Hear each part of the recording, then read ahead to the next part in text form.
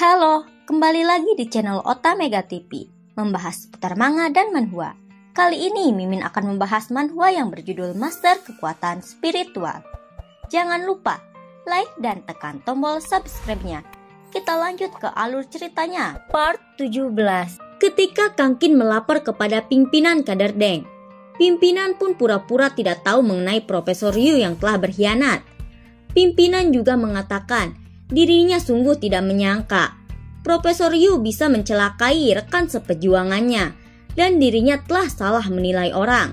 Namun pimpinan sangat bangga karena telah mendapatkan seorang prajurit di level master setengah langka. Ia pun sangat tidak menduganya. Kangkin yang mendengar itu sudah mengira pimpinan akan terus mengelabuinya dan Kangkin pun akan bermain mengikuti permainannya. Setelah itu Kangkin mengatakan setelah master setengah langkah adalah master dunia, yang artinya ia akan mencapai level terakhir dari seni bela diri ini.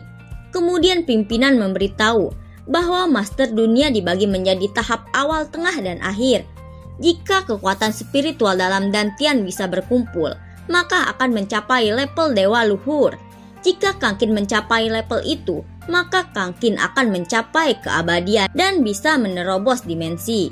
Sampai sekarang pun ada 4 master yang punya kekuatan paling tinggi di militer yang Xia. Tak berselang lama, Kangkin baru teringat. Kangkin pun langsung menagih janji pimpinan mengenai informasi orang tua Kangkin. Kemudian pimpinan mengatakan, sebenarnya orang tua Kangkin menghilang waktu itu dan bukan meninggal, tapi orang tua Kangkin diculik oleh musuh. Dan untungnya kami menyelamatkan orang tua Kangkin tepat waktu. Setelah itu, orang tua Kangkin pun punya tanggung jawab kepada militer yang Xia. Lalu orang tua Kangkin menetap di lembaga penelitian untuk melakukan penelitian siang dan malam. Pimpinan juga sengaja merahasiakan identitas khusus orang tua Kangkin sebagai anggota internal tingkat tinggi. Setelah akhir dari pembuatan pil, orang tua Kangkin mengalami pembunuhan sekutu antara praksi wilayah barat domestik dan pasukan asing. Kangkin pun sangat sedih saat mendengar itu. Kemudian pimpinan membawa Kangkin ke pemakaman orang tuanya yang berada di pinggiran kota Sangjing. Ketika Kangkin melihat pemakaman orang tuanya, Kangkin menanyakan, dua sekutu yang membunuh kedua orang tuanya sebenarnya mereka siapa?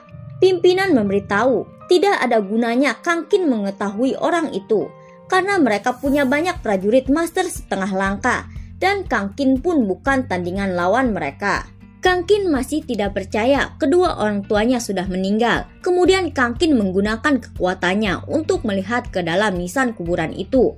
Kangkin terkejut mengetahui kuburan itu kosong.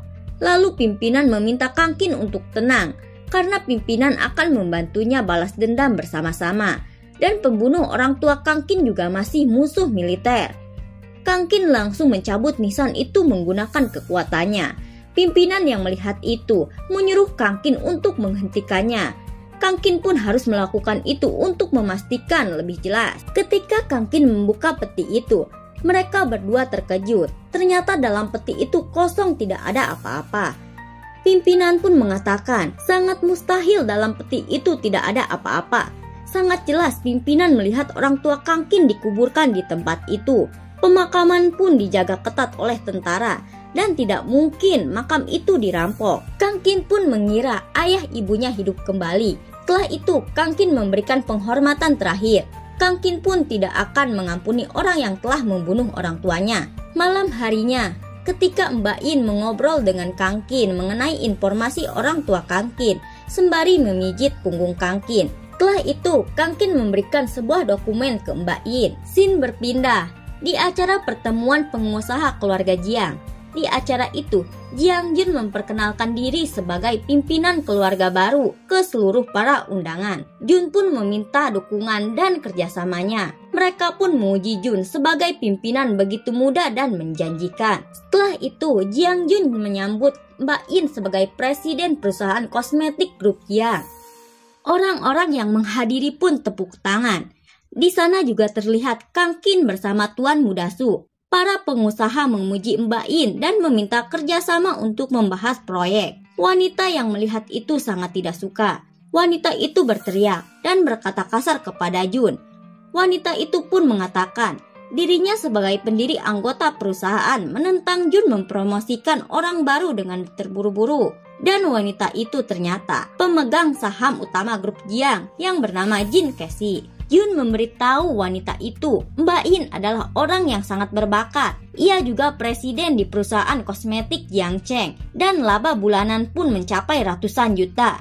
Dan pencapaian nomor 1 di Jiang Cheng. Jin Casey pun sangat tidak suka kepada Jun karena telah menentangnya. Jin Casey juga ingin menyingkirkan Jun. Kemudian dari belakang datang pria yang ingin menyerang Jun. Kang Kin dengan sigap langsung menyerang pria itu dari belakang sampai pria itu jatuh tersungkur. Jin Casey terkejut melihat pria itu dikalahkan oleh Kang Kin. Padahal pria itu prajurit level 7. Pria itu pun tak menyangka keluarga Jiang mempunyai jagoan yang sangat hebat. Setelah itu Kang Kin bertanya, siapa yang menyuruhmu ke sini? Pria itu mengatakan dirinya tidak akan memberitahu informasi apapun. Namun dirinya akan balas dendam ke Kang Kin karena Kang Kin telah menyinggung keluarga Wei. Pria itu ternyata bernama Wei Dexun. Kemudian pria itu pun dengan cepat menghilang. Setelah itu Jin Casey merasa misinya malam ini gagal. Dan situasi pun tidak memungkinkan untuk dirinya tetap di sana. Lalu Casey pun langsung pergi. Sementara itu mereka sedang membicarakan orang yang tadi menyerang Jun. Jun yang baru saja masuk bilang, kemungkinan orang yang menyerang dirinya itu Wei Dexun, disuruh oleh Jin Casey. Dikarenakan keluarga Wei juga punya saham di grup Jiang. Dan Jin Casey sebagai anggota pendiri perwakilan dari keluarga Wei. Dan sepertinya keluarga Wei juga tidak ingin Jun berhasil. Jadi mereka berencana untuk menyingkirkan Jun dan ingin memiliki grup Jiang sepenuhnya. Lalu Kang Kin mengatakan, dulu keluarga Jiang bagai bak pasir berantakan. Tapi sekarang Jun yang memulihkan kekuatan keluarga besar melalui integrasinya. Kang Kin pun bertanya, ngomong-ngomong keluarga Wei berani menyerang Jun, apa mungkin mereka memiliki kekuatan yang kuat? Lalu Jun memberitahu dengan mengatakan, ada 4 keluarga besar saat ini yang berada di paling atas. Di antaranya adalah keluarga Wei. Yang sebenarnya paling mengerikan adalah kepala keluarga Wei. Dia adalah prajurit level master. Dia pun sangat ambisius dan selalu ingin mengontrol seluruh keluarga besar, termasuk keluarga Su dan keluarga Jiang. Kang Kin merasa kepala keluarga besar itu ada hubungannya dengan ayah ibunya, dan Kang Kin pun akan mencari tahu. Setelah itu Kang Kin memberikan obat pil yang ia buat khusus untuk mereka berdua, agar kekuatan mereka meningkat dan untuk berjaga-jaga jika keluarga Wei akan menyerang secara tiba-tiba. Mereka berdua tak menyangka Kang Kin memberikan pil Ningseng dan pil Juji yang begitu langka. Su pun berterima kasih kepada Kang Kin karena Kang Kin telah menyelamatkan nyawanya dan sekarang Kang Kin membantu meningkatkan kultivasinya. Jun yang sangat gembira pun ikut berterima kasih kepada Kang Kin. Malam harinya, ketika ponsel Kang Kin berbunyi, Su Xiu menelpon memberitahu Kang Kin bahwa adik Su dalam keadaan darurat. Sesampainya Kang Kin di rumah sakit, Kang Kin langsung memeriksa keadaan Su. Saat memeriksa, Su Xiu menceritakan kejadian siangnya. Sebelum Su menjadi kritis seperti itu, Su waktu itu sangat senang mendapatkan pil dari Kang Kin. Karena dengan pil itu, Su bilang bisa ikut serta dalam pertarungan seperti yang lainnya. Setelah mengetahui itu, Su Xiu sangat khawatir akan terjadi apa-apa. Dan benar saja, tiba-tiba terjadi sesuatu kepada Su dan Su pun menjadi seperti itu. Lalu Kang Kin mengatakan Su terluka karena racun dan nadi spiritualnya terluka. Dan menggunakan akupuntur pun tidak akan bisa menyelamatkannya. Dan jika tidak bisa disembuhkan dalam beberapa hari ini, maka nyawa Su akan terancam. Kak Yang yang mendengar itu sangat panik dan terkejut mengetahui Su terkena racun ganas. Kang Kin juga mengatakan Su bisa disembuhkan hanya dengan satu bahan obat, yaitu dengan jantung hewan spiritual, hewan yang bertahan hidup selama ribuan tahun, yang memiliki spiritualitas yang sangat kuat. Dan luka nadi spiritual hanya bisa disembuhkan dengan hewan spiritual. Maka dari itu, kita harus mendapatkan jantung hewan spiritual itu untuk membantunya mendobrak nadi spiritual dan menyelamatkannya. Su Xiu baru teringat, organisasinya pernah bertemu dengan monster serupa yang dikatakan Kang Kin. Monster itu pun berada di pegunungan Lianshan, tidak jauh dari Sangjing. Lalu Su Xiu memperlihatkan gambar monster itu di ponselnya ke Kang Kin.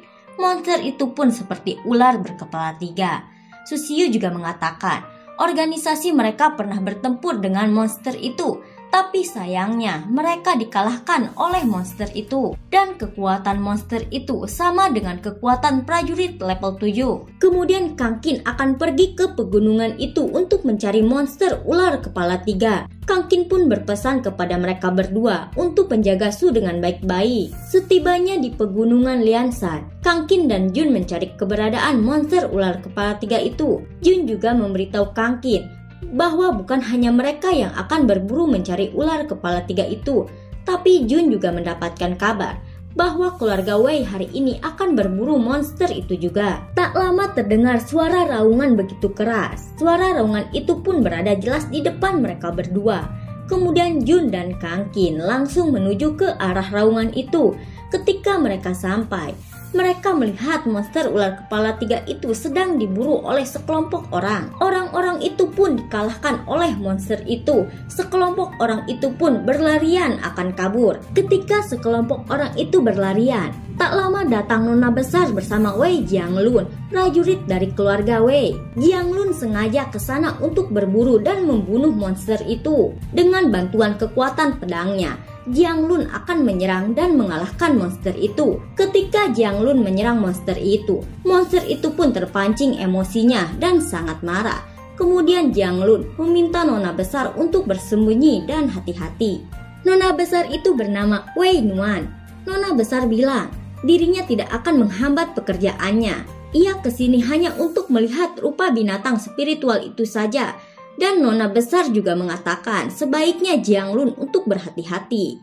Dengan percaya diri, Jianglun pun menyerang monster itu menggunakan pedangnya. Monster itu pun menyerang balik Jianglun dengan mengeluarkan sisiknya sampai Jianglun jatuh ke tanah. Sekelompok orang itu sangat senang telah mendapatkan barang yang mereka incar, yaitu sisik ular sebagai harta yang istimewa dan berharga. Orang itu pun tadinya mengira kakek tua itu sangat hebat, tapi setelah melihatnya kalah, mereka menganggapnya hanyalah orang tak berguna. Kakek tua itu pun sangat kesal mendengar sekelompok itu meremehkannya. Kemudian Jianglun melihat monster itu akan segera menyerangnya. Jianglun pun meminta bantuan kepada nona besar karena kakek tua itu sudah tidak bisa melawannya. Nona besar pun membantu menarik tangan Jianglun. Tapi Jianglun yang tak tahu terima kasih malah sengaja membuat nona besar jadi santapan monster itu. Ketika monster itu akan melahap nona besar, Kang Qin dengan cepat menebas kepala monster itu sampai kepala monster itu pun terputus. Nona besar Nuan pun sangat terkejut melihat kepala monster ular itu terputus dengan 2 kali tebasan saja.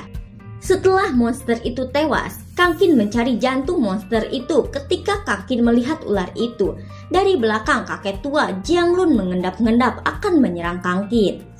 Karena Jianglun pun dendam terhadap Kang Qin atas anak muridnya yang bernama Wei Dexun dibuat cacat oleh Kang Qin, dan Kang Qin juga yang membuat Jianglun dipermalukan oleh seluruh keluarganya. Ketika Jianglun menyerang Kang Qin menggunakan pedangnya, Kang Qin pun langsung menahan serangan pedang itu menggunakan belati miliknya. Kang Qin pun langsung balik badan dan menyerang Jianglun sampai Jianglun pun jatuh ke tanah.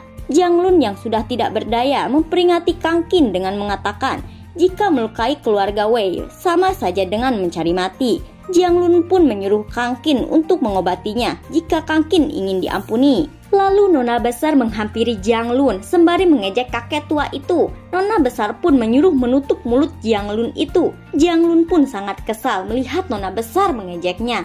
Tak lama Jianglun pun sekarat dan mati. Setelah itu nona besar memperkenalkan dirinya sembari berterima kasih kepada Kang Qin yang telah menyelamatkannya. Kang Qin dengan sengaja mengabaikan nona Nuan dan tak ingin berurusan lebih banyak dengan keluarga Wei. Setelah itu, Jiang Yun pun berhasil mengeluarkan jantung ular itu. Kemudian Kang Qin langsung memasukkan semuanya ke dalam cincin miliknya. Kang Qin pun mengatakan bagian seluruh tubuh ular ini adalah harta berharga. Kang Qin pun harus membawa semuanya dan tidak boleh menyia-nyiakannya sembari memperlihatkan cincin miliknya ke Jun. Jun sangat kesal Dari tadi ternyata Kang Qin mengerjainya dan tidak mengatakan dari awal Kang Qin ternyata mempunyai cincin yang spesial sembari Jun yang sangat kelelahan. Kemudian Kang Qin mengambil pedang Janlu milik kakek itu. Jun pun memberitahu Kang Qin bahwa pedang Janlu itu adalah pedang penguasa legendaris di dunia prajurit. Kang Qin juga merasa pedang itu memiliki aura membunuh dan terlihat sederhana tapi tersimpan kekuatan yang luar biasa. Lalu Kang Qin pun menyimpan pedang itu. Setelah itu, mereka berdua pun pergi untuk menyelamatkan nyawa Su. Tibanya Kang Qin di rumah sakit Sangjing. Kang Qin langsung membawa pil itu yang dibuat dari jantung hewan spiritual. Dan Kang Qin juga akan membuat Su menelan pil obat itu untuk menyelamatkannya. Setelah membuat Su menelan obat itu, Kang Qin memberitahu Su akan sembuh dalam beberapa hari. Kemudian Kak Qiang pergi keluar untuk balas dendam kepada seseorang. Sampai di sini dulu alur ceritanya dan tunggu kelanjutannya. Sampai jumpa.